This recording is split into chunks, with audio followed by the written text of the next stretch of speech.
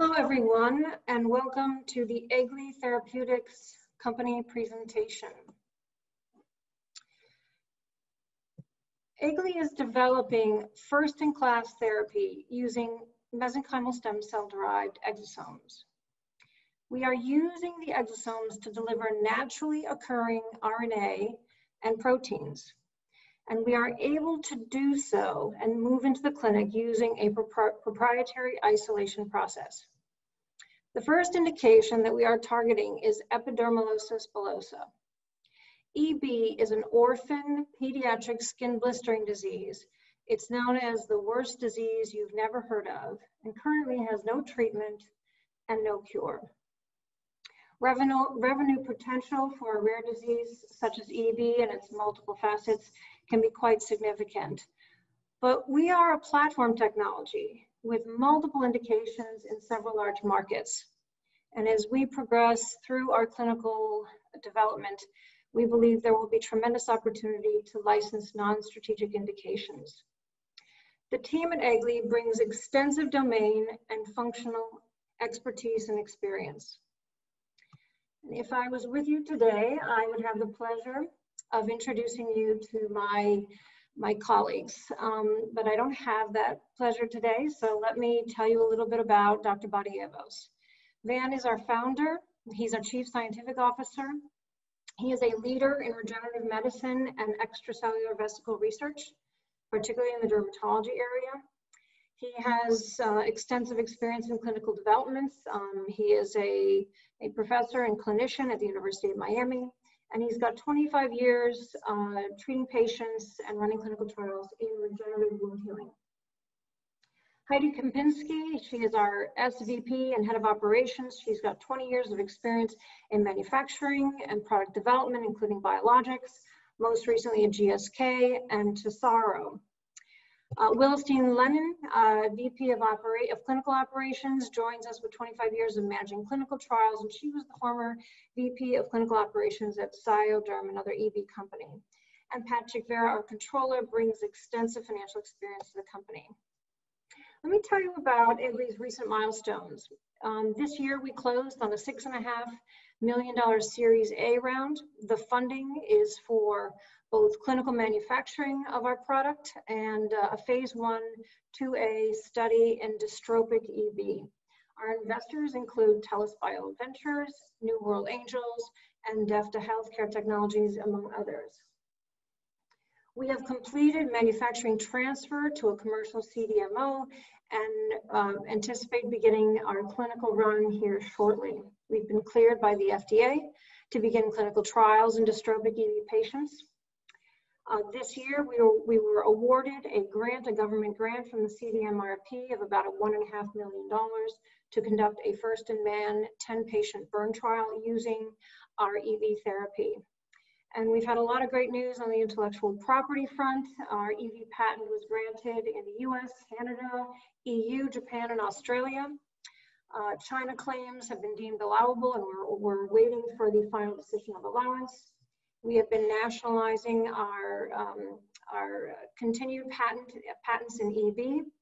And just this month, we filed a new PCT to expand our clinical indications. So it has been a very busy, productive time at Aegle.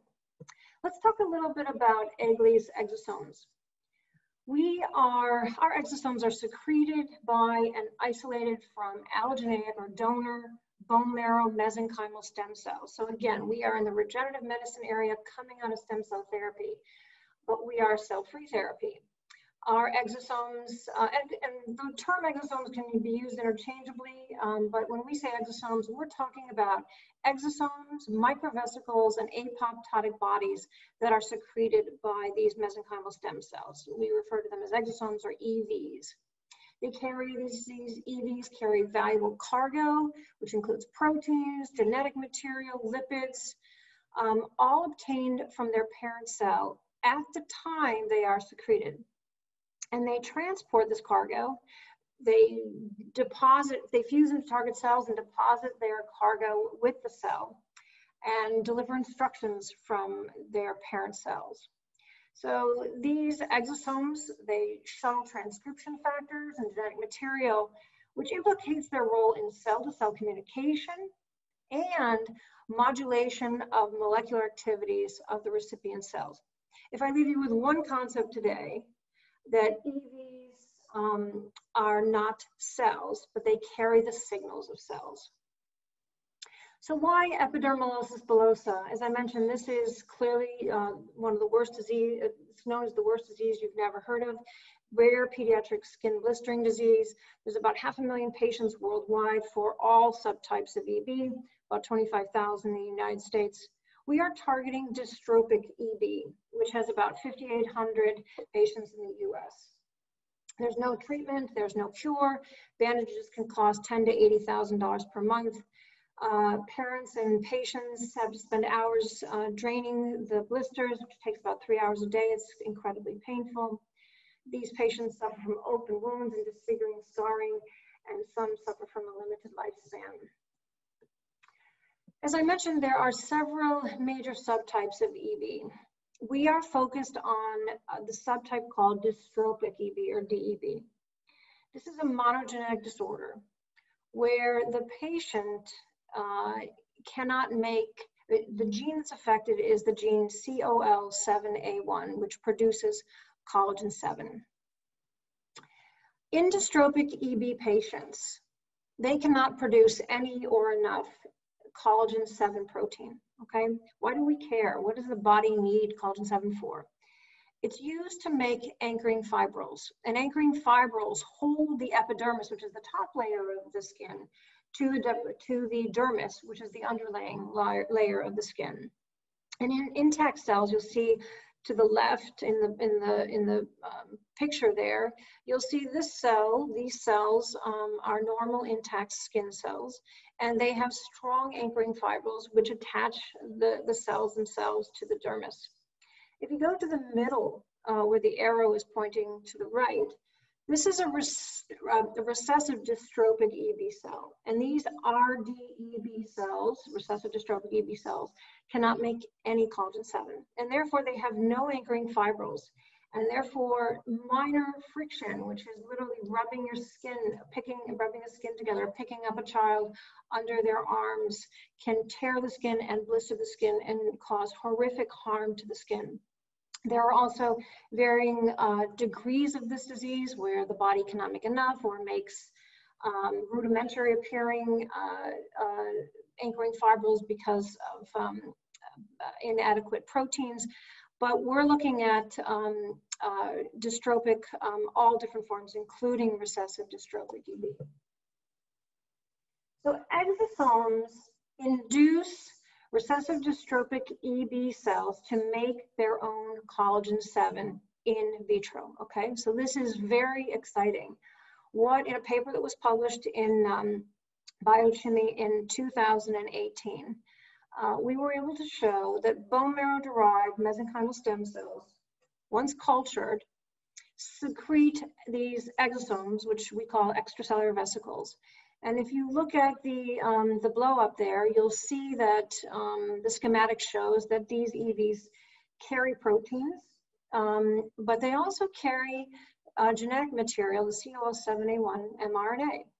And these exosomes fuse into target cells, and in this case, they fused into the most severe form, recessive dystrophic EB fibroblasts. And those fibroblasts were not only delivered collagen 7, but they were induced by the genetic material to produce their own collagen 7. Again, this is in a paper that was published, but just to review, that significant levels of collagen 7 were found in the media of recessive dystrophic fibroblasts treated with exosomes. So on day 0, we took the recessive dystrophic EB fibroblasts, we treated them with our vesicles. And on day 3, we washed away the vesicles because we did not want to be measuring any of the proteins that were carried by these vesicles. On day 6, we measured the level of collagen 7 in the media. And if you look to the bottom on the right, you'll see that they're very dose dependent. There were significant levels of collagen 7 that were produced by these cells that to this point could not make their own collagen 7. So one of the most important things that we learned is, yes, in vitro data is very, very exciting, but what we have found is that the process by which we isolate our exosomes was critical to our ability to advance our EB therapy into the clinic. Now, why is that?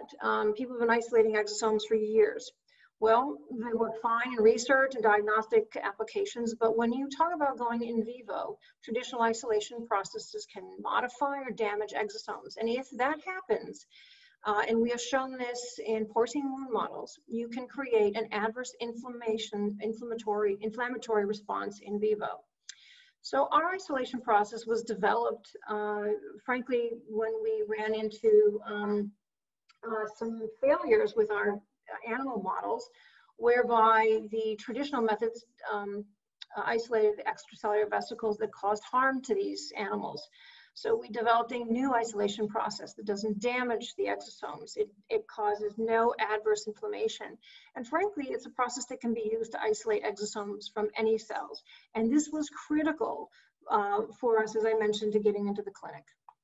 I'll just give you, and I'm sorry, you know, this is for these pictures, which are not so pretty, but this really demonstrates that the isolation process that one uses to isolate these EBs from their parent cells is critical. On the left, you'll see exosomes isolated by the gold standard isolation process, and the wound has horrific inflammation. This is not an infection, this is inflammation. This is an inflammation response.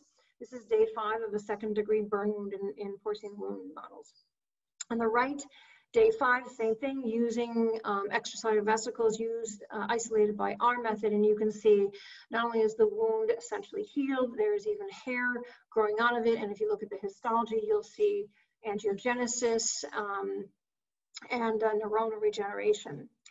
On this chart, what I want to show you is we started with mesenchymal stem cells. Again, Dr. Badievos comes out of the stem cell world and started treating these animals, these full-thickness burn wound models using MSCs, and saw very nice accelerated healing, blood vessel growth, nerve growth, little to no scarring. So when we moved, the theory was when we moved from MSCs to EVs from MSCs, we would see a similar response, but we did not. And what we were able to find, as I mentioned, that the isolation process itself dictated that there would be inflammation here given the process. And so our new process, our proprietary process, when we use that, we saw as good or better results in these animals using MSC exosomes.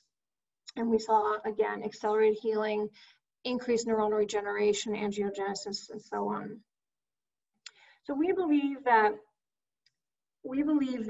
Aegle's therapy is a unique and multifaceted approach to DEB, to dystrophic EB. The exosomes are the body's natural way of delivering proteins and genetic material. Again, we're delivering collagen 7 and COL7A1 mRNA to the disease cells. We have demonstrated that exosomes promote collagen 7 production in the recessive dystrophic cells. These are the cells that have been unable to make any collagen 7. And the exosomes promote accelerated regenerative healing. Again, they are carrying all the signals of MSCs, and I think everyone is familiar with the incredible regenerative healing power of MSCs. And lastly, we deliver all that without causing an inflammation response given our process. So we believe that early indications suggest that our product may be safe and effective, not only for DEB, but for all forms of EB. There are other benefits. Clinical benefits are critical, safety benefits are critical, but there are other benefits of using cell-free therapy. First, as I mentioned, rapid regenerative healing. It delivers proteins and genetic material, which are critical for the cells, but it's also lower cost to manufacture and transport than cells. They don't proliferate or engraft like cells do. They don't migrate, so you don't find them back in the bone marrow like you do cells.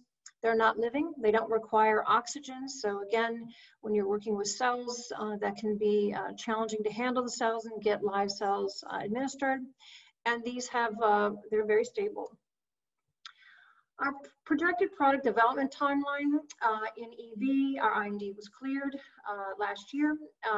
With the manufacturing completed, we anticipate starting with the manufacturing anticipated to be finished in the first quarter of 21. We will immediately thereafter start a phase 1/2A study in DEB. There is our burn indication has also been cleared by the FDA. A trial is going to be funded in a phase 1/2A trial in 10 burn patients, and that is funded, as I mentioned, by a CDMRP government grant. The history of Aegle is we have licensed the intellectual property exclusively from the University of Miami, and at the University of Miami, this research was funded by in excess of $15 million in DoD and NIH grants through Dr. Barrios' laboratory. We brought the company forward, filing 2 INDs and achieving multiple milestones with about $600,000 in seed round, mostly from insiders. And then this year, we closed on a Series A for $6.5 million, as I mentioned. Thank you very much for your time and for taking the time for listening to this presentation. I hope to be able to answer all your questions soon. Thank you.